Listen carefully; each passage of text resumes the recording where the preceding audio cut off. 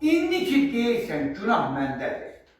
Günahı boynuma alıb gedirəm. Mən axı nəyini sevmişdim sənin? Düşünə-düşünə dalıb gedirəm. Bir ovuş kül edin, ocağın oldum. Üşüyen ruhunun kucağı oldum. Ömrümün en güzel hoş çağı oldum.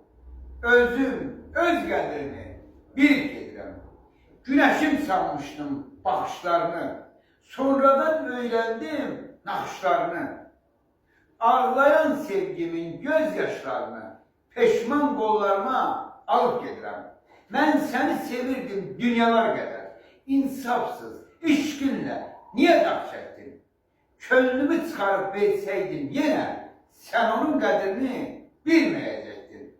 Aktaracaksan benim sevgimi, aktara aktara ağlayacaksan, aktara aktara ağlayacaksan.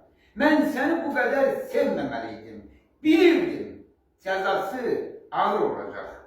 Ben seni bu kadar sevmemeliydim, bilirdim bu sevgi çok ağır.